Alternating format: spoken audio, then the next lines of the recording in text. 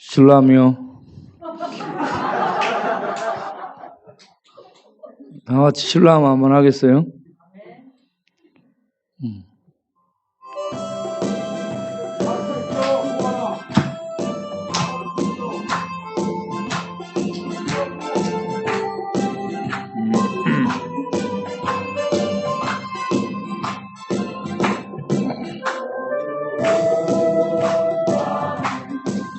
깜깜한 밤에 새벽을 찾아 떠난다. 정이 흘리고 낙이 울어도 내 눈에는 오직 밤이었어. 우리가 처음 만난 그때는 차가운 새벽이었어. 주님 마음속에 사랑이 있음을 나는 느낄 수가 있었어. 오 주여 당신께 감사리라. 슬로암 내게 주심을 나에게 영원한 사랑 속에서 떠나지 않게 하소서. 오 주여 당신께 감사리라. 실로암 내게 주심을 나에게 영원한 사랑 속에서 떠나지 않게 하소서.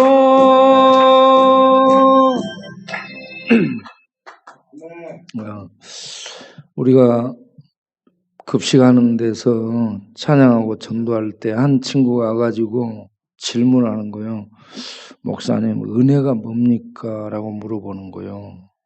그래서 야, 여태 은혜도 모르고 있었구나 생각이 들었습니다. 여러분 은혜가 뭔지 아세요? 우리 은혜 나가버렸잖아. 아, 저 뒤에 있네.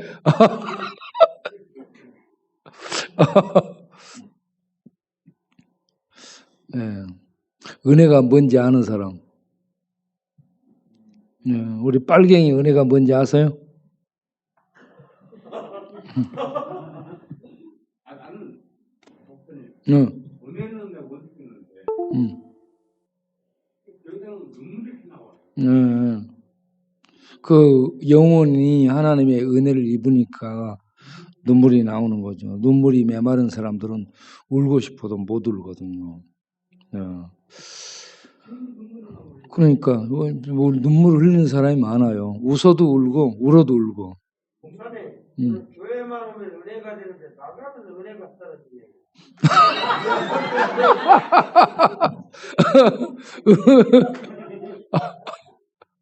그러면 여기다 집을 벽에다 만들으니까 아예 거기에 붙어 있어. 죽고 싶은 생각이 드는 사람 손 들어보세요. 죽고 싶은 생각이 드는 사람. 손 내리시고.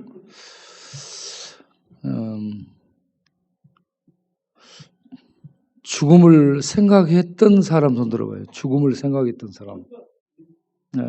죽어버리려고 했던 사람들. 멸치는 죽으려고 생각 안 한 거예요? 멸치 펄딱 되는.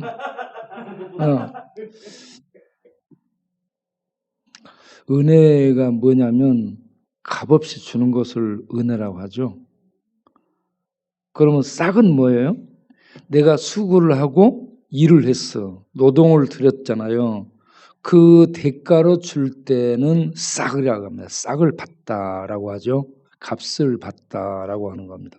그런데 은혜는 일도 안 했어요. 받을 만한 자격도 없어요. 노력도 안 했는데 아무것도 한 것 없는데 그냥 줘요. 그리고 돌려달라고도 안 하고, 그리고 그 값을 이렇게 기억했다가 나중에 갚아라라고도 하지 않습니다. 거저 주는 것을 은혜라고 합니다. 예. 그러면 이 은혜가 방금 우리 실로암 노래 불렀죠? 실로암 노래가 어떻게 나왔어요? 날 때부터 소경으로 태어났어요. 한 번도 빛을 본 적이 없고 세상을 본 적이 없는 사람이 실로암 연못 가서 눈을 씻었거든요. 그랬더니 눈이 떠져가지고 세상을 본 거예요. 그때 새로운 세상을 보게 되지 않겠어요? 그러면 그가 한 번도 보지 못한 눈이 떠져 새로운 세계를 볼 때에 와, 예? 놀라워가지고 펄떡펄떡 뛰고 기뻐서 노래 부르고 소리 지르고 막 그렇게 하지 않았겠어요? 그러면서 이 실로암이 정말 기쁘구나. 실로암을 주신 그 주님의 그 은혜에 대해서 돈 받고 이거 수술해도 눈 못 뜨잖아요. 돈 주고. 그런데 값없이 눈이 떠졌어요. 그랬을 때 얼마나 감격 속에서 실로암 연못에 눈뜨게 해주신 주님을 찬양하겠는가. 그러면 존 누턴이 무슨 노래를 불렀어요? 나 같은 죄인 살리신. 예? 예? 어메이징. 예, 예. 어메이징이 뭐예요? 어메이징이 주님.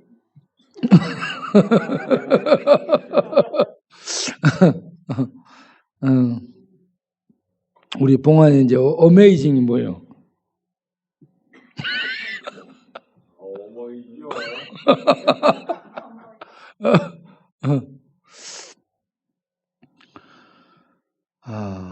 그러니까 이 존 뉴턴이 말이죠. 노예 무역을 했고요. 아프리카에서 노예를 잡아다가 영국에 팔아먹었던 악덕 노예 인신매매자였습니다. 어머니는 독실한 신자였고, 그런 어머니 밑에서 신앙적 영향을 받았지만 믿음을 갖지 않고 산 야곱 같은 사람이 뉴턴이었죠. 그런데 대서양에서 그 상선이 태풍, 그 폭풍을 만나서 좌초를 당하고 무너지게 됩니다. 그때 내 어머니가 믿은 하나님, 나를 불쌍히 여기사 살려주옵소서 하면서 자비를 베풀어 달라고 기도를 하죠. 그런데 하나님이 그 기도를 들어줍니다. 그래서 자기와 함께 그 배에 타고 있던 선원들이 살게 돼요. 그 경험을 이거는 하나님이 살려준 것이다. 나 같은 죄인, 이렇게 사람들을 잡아다가 팔아먹고 사람들을 개, 돼지, 짐승처럼 취급하고 그렇게 돈을 갈취한 이 나 같은 죄인을 하나님이 살리시고 내 기도를 들으시고 은혜를 베푸셨네. 이게 감당할 수 없는 은혜예요. 그래서 어메이징이라는 단어는 놀랍다 표현을 못하는 겁니다. 놀라운 하나님의 은혜, 이게 어메이징 그레이스라는 얘기죠. 그가 이 놀라운 은혜를 체험하고 나서 신학을 하고 목사가 되고 늙어서요, 시력이 눈이 안 보이는데도 그만 설교를 하라 하는데도 멈출 수 없다. 나에게 이런 놀라운 은혜를 주신 하나님의 이 은혜의 복음을 내가 멈출 수 없다.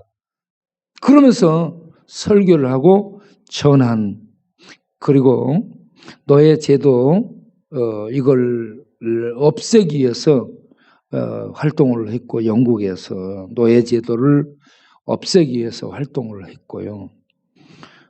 죽을 때까지 눈이 안 보이는데도 복음을 전하는 열정을 가지고 그렇게 사역을 하다가 간 사람이 은혜를 입은 뉴턴입니다. 여러분, 은혜를 입게 되면 사람이 달라져요.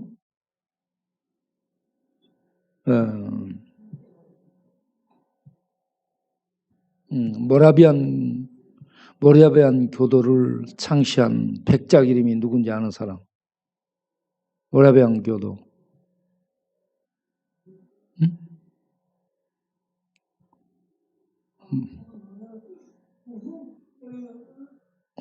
우리 바울을 위해서 기도를 하겠습니다. 하나님, 우리 바울 둘째 형에게 이 몽댕이로 맞은 왼쪽 다리가 갈수록 골병이 들어서 아프고 저리고 움직일 수 없게 되고 밤에 잠을 발 펴고 잘 수 없는 통증을 느끼고 그것 때문에 앉아서 자고 그렇게 살아옵니다.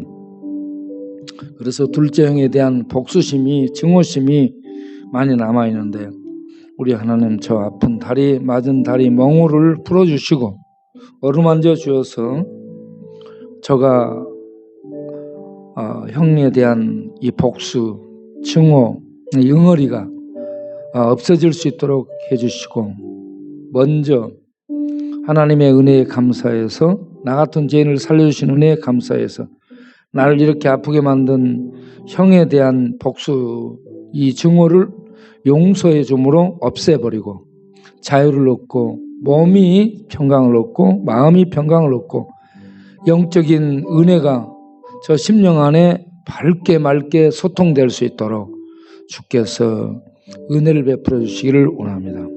주여, 아픈 다리, 침 맞고도 침 맞고 저거에 뜸을 뜨고 부항을 뜨고 그렇게 해도 지금 저것이 늘 아픈 상태인데 주님 불쌍히 여기시고 소통이 잘 될 수 있도록 그때 맞으면서 멍울이 된 그러한 모든 것들이 풀어져서 잘 소통이 되고 아픔이 없어질 수 있도록 불쌍히 여겨 주옵소서. 예수님의 이름으로 기도하옵나이다. 아멘. 네. 모라비안 교도 창시했던 그 백작 이름이 뭔지 아는 사람? 네? 네?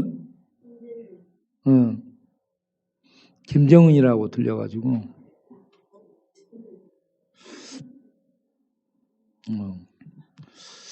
신센돌프 백작이죠. 신센돌프 백작이 백화점 앞을 백화점이었나? 아니 그 뭐지? 박물관이죠. 박물관 앞을 지나다가 거기에 전시된 십자가에 못 박힌 예수 그리스도를 바라보게 되죠. 십자가에 못 박힌 예수 그리스도를 바라보게 되는데, 난 너에게 모든 걸 줬는데 넌 나에게 무엇을 주냐라는 그 글씨가 적혀 있는 십자가의 그리스도를 본 거예요. 그런데 이 초상화, 십자가의 그리스도 이 초상화가 그림이었는데 그때는 그 백작에게 말을 걸은 거예요. 말을 걸었어요. 그래서 그 그림 앞에 무릎을 꿇고 주여, 주께서 나를 위해서, 이 깜깜한 그 그림이 깜깜한 그림이에요. 깜깜한 그림 속에 달려있는 예수 그리스도 초상화를 보면서 이 깜깜한 죄가 가득한 나를 위해서 하나님의 아들이 십자가에 못 박혀 죽기까지 하는 이런 은혜를 베푸셨는데 나는 주님께 한 게 없네. 그래서 거기에서 하나님의 은혜를 발견하고 새 사람이 되게 되죠. 그때가 언제냐? 종교개혁 칼빈 루터 종교개혁 이후 이 대륙이 이제 사변주의로 정통주의, 개혁이라는 이름만 남아있는 생명이 없는 신학의 사조만 남아있는 상황이 되면서 대륙에 경건주의 운동이 불게 되죠. 경건주의 창시자들이 누구요? 프랑케, 그리고 비케넌, 이런 사람들이 이 경건주의 운동을 일으킵니다. 경건주의의 첫 번째가 거듭남에서 비롯되는 거죠. 그래서 대륙에 100년 전쟁과 30년 전쟁이 계속되는데 수많은 고아들이 바글바글 될 때 그 고아들을 모아서 그들을 먹여주고요, 가르치고요, 그리고 직업을 창출해주는 이런 운동을 한 사람들이 경건주의 운동가들입니다. 그런 영향을 이어받고 영국으로 들어가서 과원 운동을 하는 사람이 누구예요? 영국의 과들의 아버지 누구죠? 조지 뮬러 목사죠. 그가 경건주의 대학인 할레 대학을 나옵니다. 프랑케가 슈페너가 창시하고 프랑케가 운영했던 거기에서 그 할레 대학을 졸업하고 그 은혜를 입고 이 조지 뮬러가 영국 브리스톨에 들어가서 거기에서 과들을 돌보게 됩니다. 네, 영국에서는 이렇게 할레 대학 경건주의 영향을 받은 할레 대학의 출신 조지 뮬러가 과들을 돌보고 이 대륙에서 유럽 대륙에서는 프랑케가 경건주의 운동으로 학생들 과들을 모아서 공부를 시키고 그런 이제 은혜들이 맥을 이어오게 되죠. 그 뒤를 이어서 영국의 종교 개혁 그 여러 가지로 영국이 혼란 속에 있을 때 종교 그 기독교를 이끌었던 그 개혁적인 인물이 웨슬레입니다. 웨슬레. 예. 웨슬레가 이 미국에 부흥회를 하고 가다가 배를 타고 가는데 파도가 너무 거세서 두려워하게 되죠. 두려워하게 되는데 그때 배 안에 찬송을 부르면서 그 두려움 속에 있어야 될 사람들이 두렵지 않고 평화를 잃지 않고 주를 노래하고 찬양하는 무리가 있었습니다. 그래서 그들이 누군가 하고 살펴보니 모라베안 교도였습니다. 모라베안 교도는 누구가 이끌었느냐? 진센돌프 백작이 이끌었죠. 거기에 지금 남겨진 게 이 백혈병 환자, 피암 걸린 환자들을 돌보는 백혈병 환자들을 돌보는 이 경건주의가 이어지고 있죠. 그들은 성도는 얼마 안 되는데 전 세계에 선교사를 가장 많이 보낸 그러한 단체가 모라베안 교도입니다. 그걸 이끌었던 이 진센돌프가 이렇게 박물관에서 십자가 초상의 예수 그리스도의 초상을 통해서 하나님을 만나가지고 그렇게 사람이 변화됐는데 그가 이끌었던 이 모라베안 교도는 파도가 흉흉한 그러한 배 위에서도요 평화를 잃지 않고 주를 노래하고 찬양했어요. 당신들 누구냐고 물어보니까 모라베안 교도였습니다. 그래서 웨슬레가 부흥회를 이끌고 학생들을 가르치고 그런 위치에 있었음에도 자기 내에 자기 안에 진정한 하나님 나라의 평강이 없다는 것을 발견하게 되죠. 그래서 그가 나중에 모라베안 교도를 통해서 은혜를 체험하게 됩니다. 네. 자, 이렇게 은혜를 체험하게 되면 하나님의 큰 일을 감당하는 은혜를 베푸는 자로 살 수 있게 됩니다. 실로암의 주인공, 한 번도 눈 떠서 본 적이 없는 자가 눈 떠서 보게 된 실로암의 은혜. 존 뉴턴이 대서양에서 난파를 당했다가 거기서 살게 된 주님의 살려준 은혜. 이 진센돌프가 십자가의 그리스도, 자기가 이런 죄인인 온전히 새카만 이런 죄인이었는데 이런 죄인을 위해 하나님의 아들이 거기서 못 박혀 죽었는데 나는 한 게 없네. 나는 주를 위해 한 게 없네. 이제 내가 주를 위해서 드려야 되겠다. 해가지고 온전히 헌신해서 그가 복음을 전하며 그렇게 어려운 사람들을 돌보고 전 세계 선교사를 내보내는 이런 운동을 하게 되죠. 은혜를 입지 아니하면 못합니다, 여러분. 예, 은혜를 입으면 사람이 달라지게 됩니다. 지식이 사람을 변화시키지 못해요. 예, 어느 정도는 변화시키죠. 예.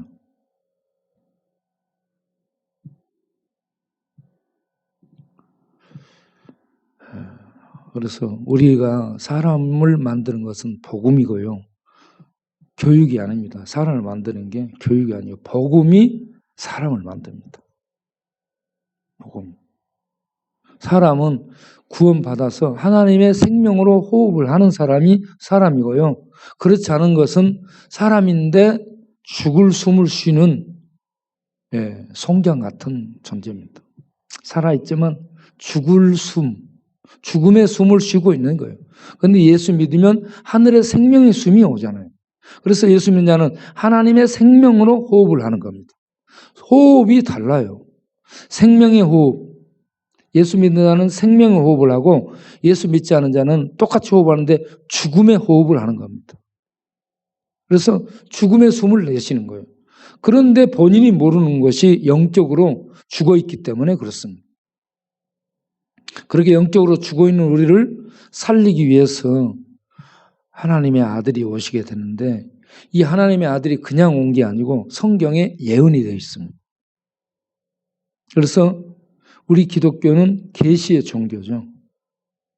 계시. 하나님이 계시를 하시고 그 계시가 성경에 예언이 되어 있죠. 그 예언을 따라서 하나님이 행합니다. 그렇게 해서 그 약속한 말씀대로 역사 속에 오셔서 그 하나님의 말씀한 내용들을 그대로 이루시죠. 그런 하나님을 언약에 신실하신 하나님이라고 말씀합니다. 우리 기독교는 계시의 종교예요.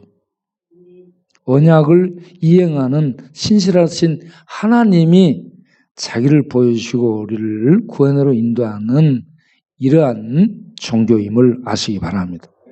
일반 종교는 사람들이 만든 거고 사람들이 꾸민 거예요.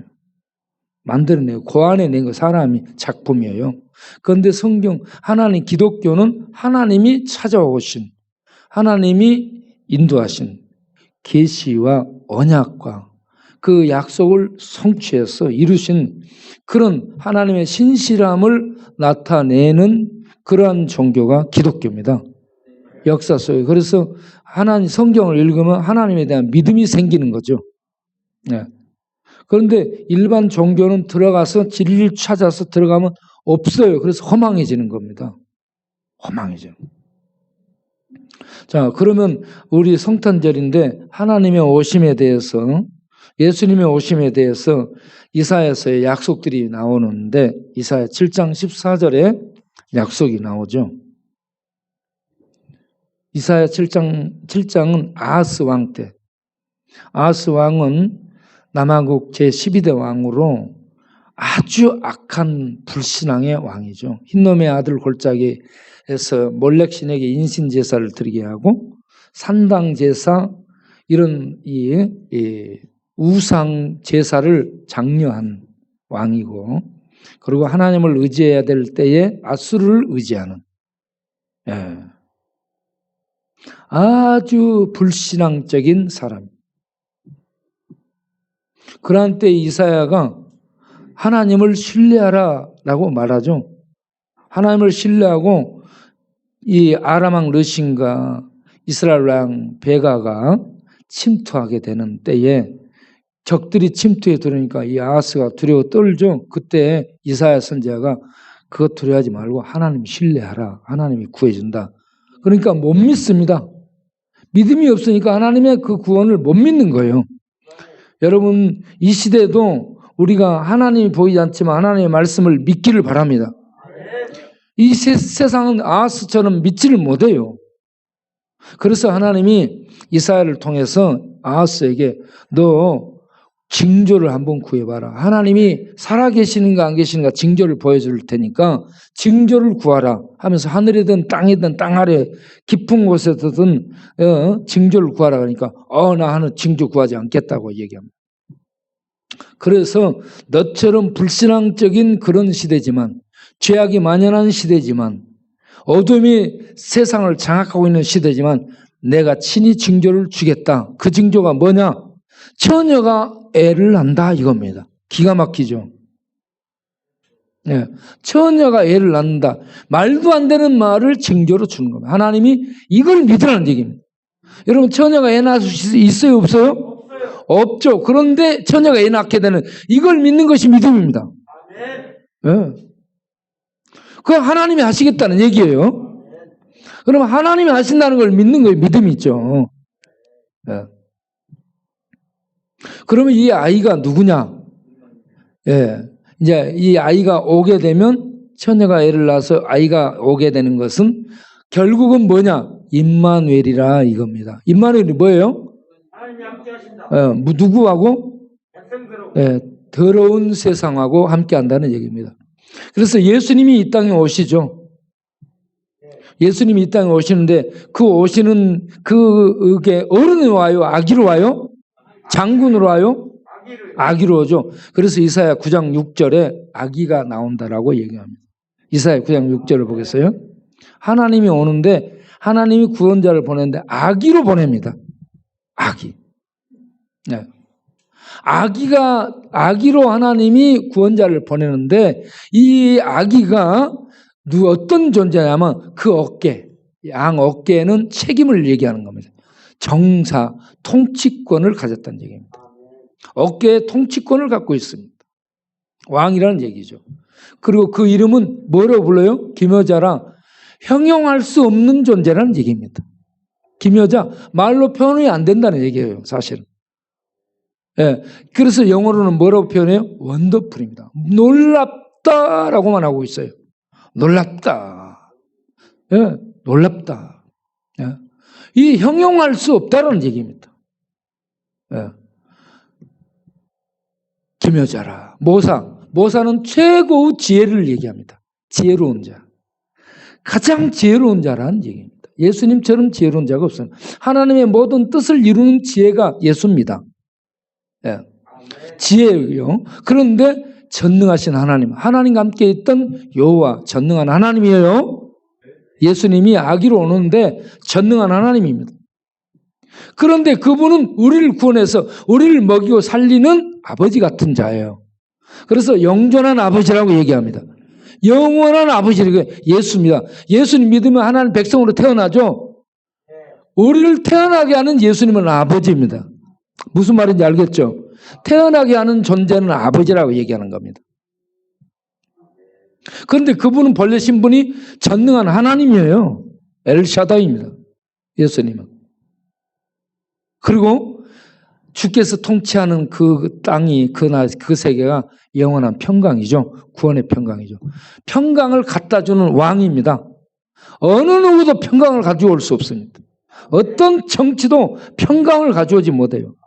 평강이라는 단어가 뭐예요? 악을 죽이는 겁니다. 악을 죽이고 악의 세력을 없애고 하나님의 생명으로 통치하는 그 세계가 평강이에요. 그래서 이러한 통치권을 행사할 수 있는 왕은 없습니다. 예수님이 없습니다. 그래서 예수를 평강의 왕이라고 합니다. 그런데 이분이 7절을 보게 되면 뭐라고 얘기해요? 7절에 무궁 영원하다 이 말입니다. 정사는 뭐예요? 통치. 그의 통치와 평강이 더한다는 것은 계속되는 것을 얘기합니다. 계속되는 그게 영원하다. 그가 어떤 존재냐? 다윗의 왕권을 가진 자다. 곧 메시아를 얘기합니다. 다윗의 왕자에 앉아서 그 나라를 세우고 그 나라를 영원히 통치한다. 영원히 보존한다. 뭘로? 공의와 정의로. 공의는 뭐예요? 미스파트. 하나님의 율법 계명을 그대로 이행하는 겁니다. 율법 계명이 그대로 펼쳐지는 것이 정의입니다. 체다카. 정의가 이루어지는 거죠. 그래서 그걸 공의와 정의를 이룰 수 있는 힘을 가진 왕은 예수뿐입니다. 사람들은 공의와 정의를 말은 해, 소원은 해, 아무도 행할 수 없습니다. 인력이 없어요. 힘이 안 되는 겁니다. 그 하나님만 할 수 있는 거 하나님만. 그런데 어떻게 이걸 이룬다? 어떤 정치가 이루는 게 아니라 만군의 여호와의 열심, 만군의 여호와, 하늘의 모든 군대를 호령하는 총사령관 야훼 차바오트인 만군의 여호와의 열심이 이걸 반드시 이룬다는 얘기입니다. 하나님은 지금도 일하십니다. 요한복음 5장 17절에 너 도대체 누구냐 그러니까 아버지가 지금 일하시니 나도 일한다. 안식일에 왜 이 병자를 고치냐 그러니까 아버지가 안식일에도 일을 해 짜샤 그럽니다. 하나님은 안식일에도 일을 합니다. 안식이 필요 없는 분이 하나님이거든요. 안식은 누가 필요해서 만들었어요? 우리 인간이 필요해서 안식을 만든 거지. 하나님은 안식이 필요 없는 전능자입니다. 예? 이 안식은 우리가 예수를 믿어서 하나님의 안식에 참여함으로 안식을 맛보게 하기 위해서 안식을 말한 거지. 하나님이 안식이 필요해서 나이가 들고 뭐 연세가 들고 힘이 없어 안식이 필요한 존재는 아니에요. 하나님은 영원한 전능자이기 때문에 안식이 필요 없는 분. 우리에게 안식이 필요하기 때문에 하나님의 안식에 참여하도록 안식일을 제정한 겁니다. 그래서 예수님이 안식일에 병 고쳤다고 시비하니까 야 아버지가 지금도 너희들을 구원하기 위해서 일하는 거야. 이게 여호와 열심입니다. 하나님이 이렇게 열심을 해서 구원을 이루기 일하기 때문에 우리들도 열심을 해서 일을 해야 되는 겁니다. 네. 자, 이와 같이 이사야 9장에 아기로 오신다. 그분은 하나님이시고 그분은 기묘자요 모사요 전능한 하나님이요 영원히 우리를 이끄는 아버지다. 다윗의 왕권을 가진 메시아다. 공의와 정의를 이룰 여호와의 열심을 행할 왕이시다. 이렇게 얘기합니다.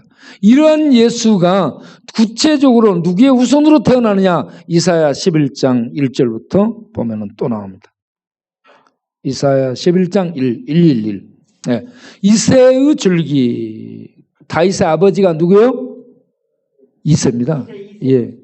이새 3세가 아니고 이새. 네.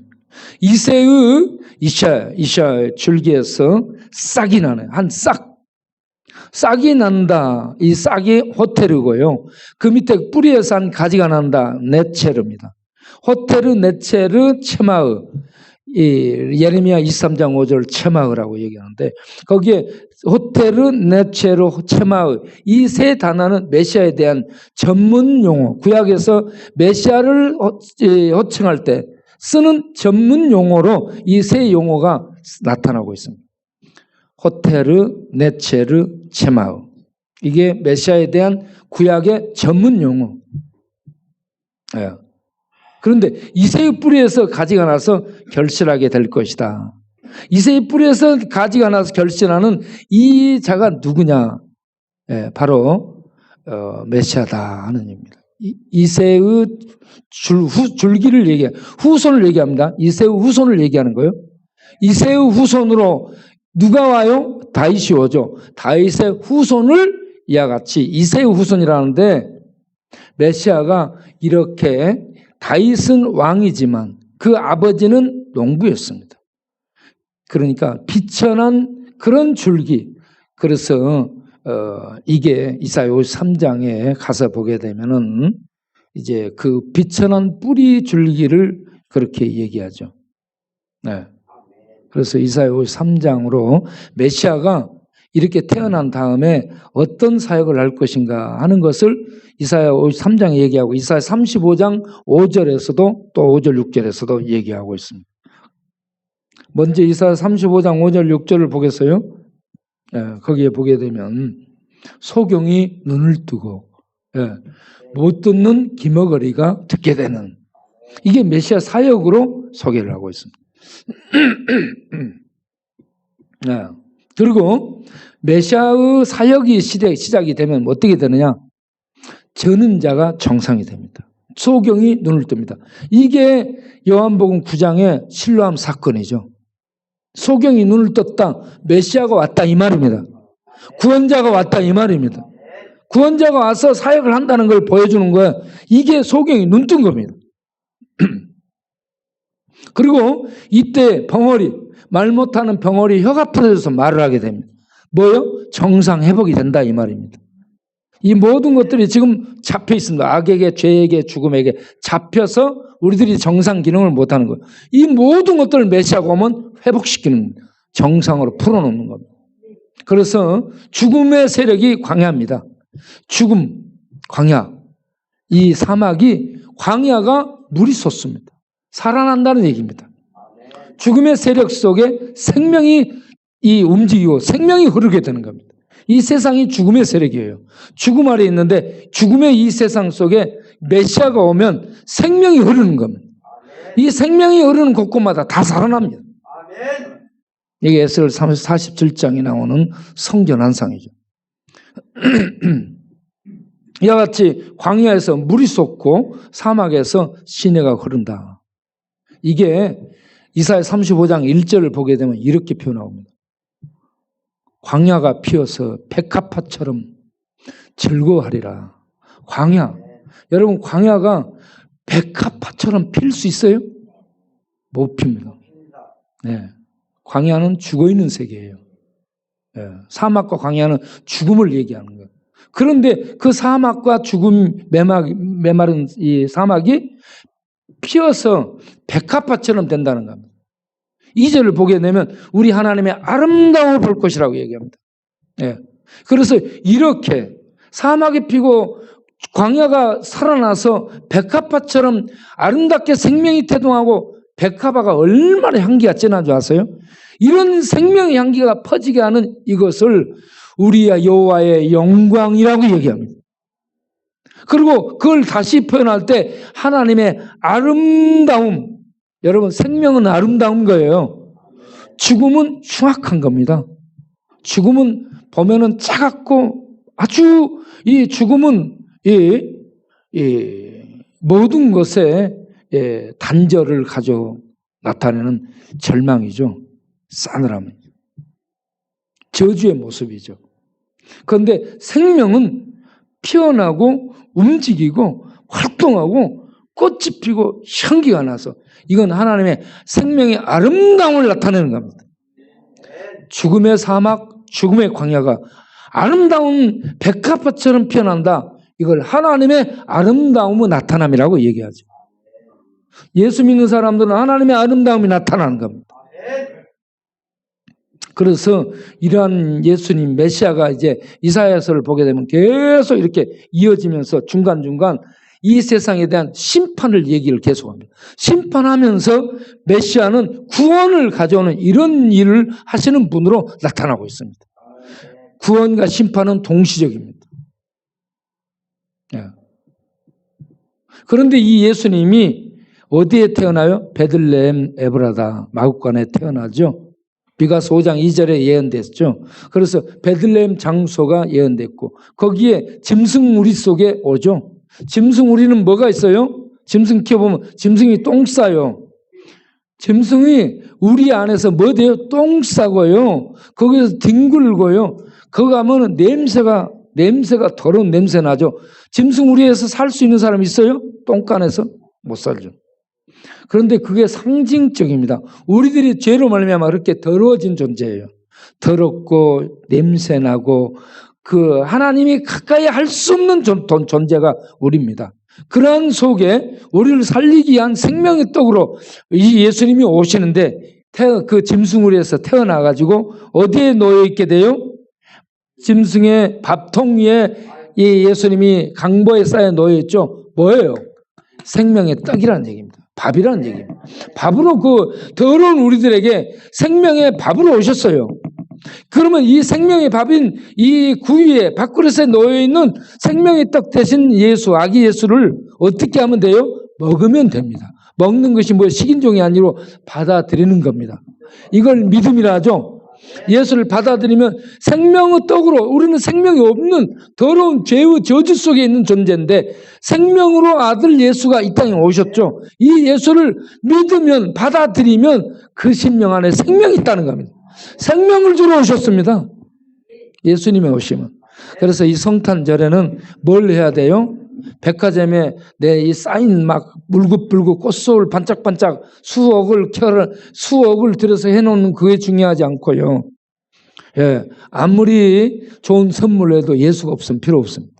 아무리 좋은 차를 사고 아무리 좋은 집을 임대주택을 통해서 주고 그래도 그 심령 안에 예수가 없으면 뭐다? 꽝이다. 예, 쪽방 좀 바퀴벌레 꾸들꾸들 나오는 데 있어도 예수가 있으면 어떻다? 예, 최고의 복입니다. 우리 봉화 형제 자고 있는데 내가 가서 보니까 콧소리를 되게 하더라고. 예, 콧소리를 되게 하는데 보니까 바퀴벌레가 왔다리 갔다리. 근데 왜 바퀴벌레가 코로 안 들어간지 아세요? 콧소리를 내니까 바퀴벌레가 무서워서 도망가는 거예요. 예. 그래서 이 쪽방에 잘 때는 여러분 전부 코를 골기를 바랍니다. 코를 골아야 바퀴벌레가 가까이 왔다가도 코골이 소리 때문에 놀라가지고 나가는 거예요. 바퀴벌레가 뒤로 들어가서 안 나와가지고 119 타고 대방 성남병원 가서 뺐다니까. 누가? 내가. 그렇다니까. 바퀴벌레. 맞아요. 바퀴벌레가 귀로도 들어가니까 귀로도 소리를 내야 돼. 이거 못 들어오게. 아니면 귀를 막고 자든지. 우리 광식이 방에 가봤죠. 광식이 방에 바퀴벌레 팀이, 소탕팀이 바퀴벌레 소탕했어요. 나는 없을 줄 알고 갔어요.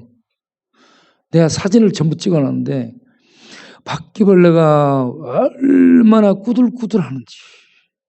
그런데 그 속에 다 우리 광식이는 아무렇지도 않게 들어가요. 내 바퀴벌레하고 그래, 은혜도 바퀴한테 물렸지? 예, 바퀴벌레 물렸다고 막 이런 데 막 보여주고 그러는. 여러분, 바퀴벌레를 어떻게 소탕해야 되는데 그 바퀴벌레 같은 그런 더러운 그런 곳에 우리 주님이 오신다. 오늘 저녁에 우리가 가야 됩니다. 또 장례식장에 가야 돼요. 한정우 아는 사람 손 들어보세요. 한정우가 죽었어요, 여러분. 착한 사람 거기 가서 일을 했죠. 한정우가 누구예요? 한상수 선교사의 동생입니다.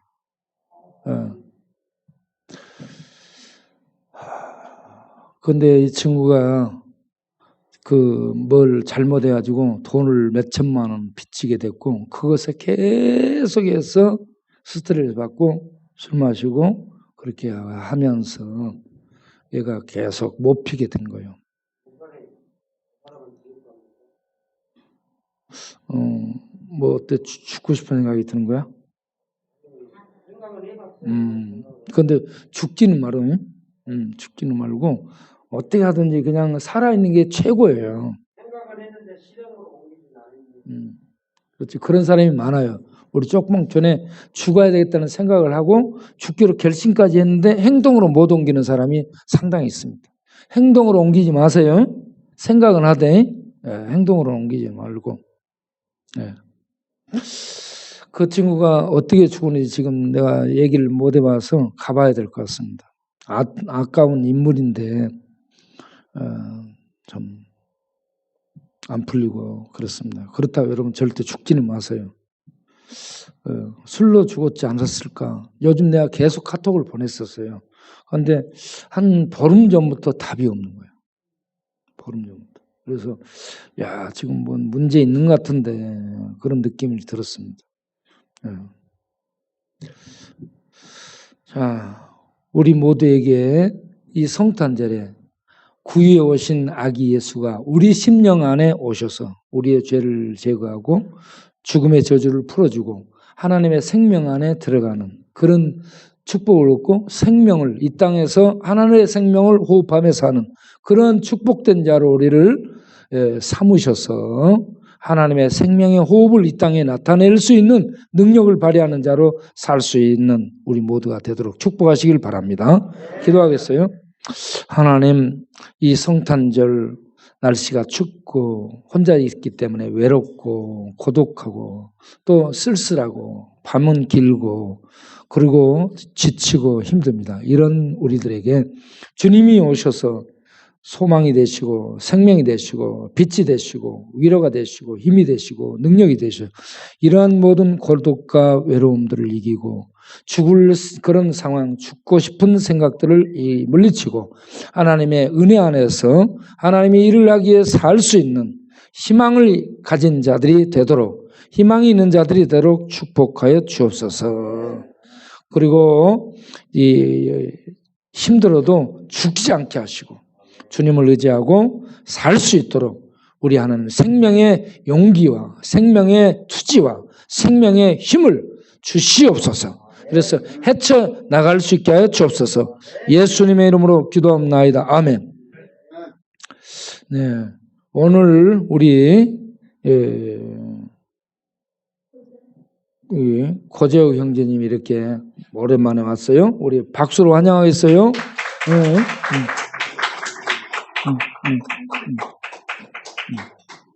박수.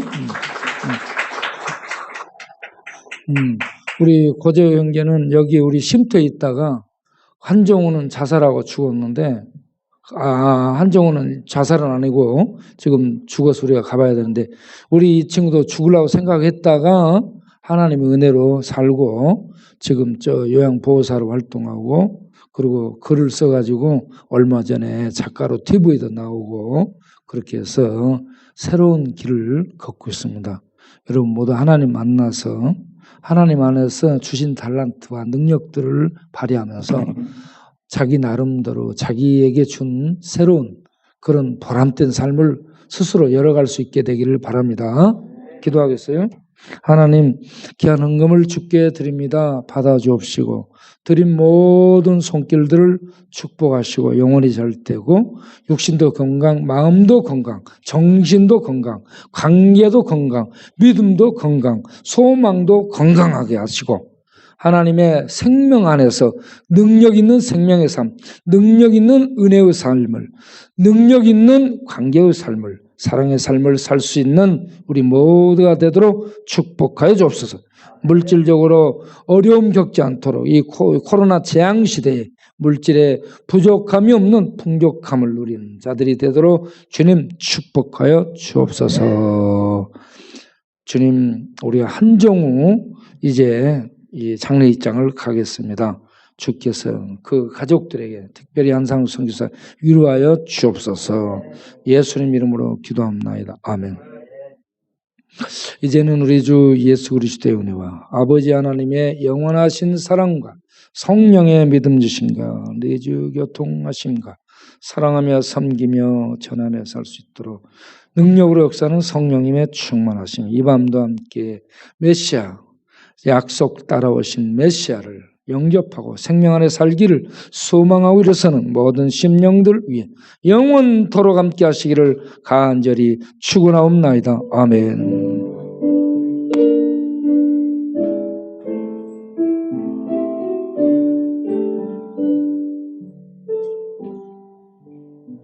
아멘.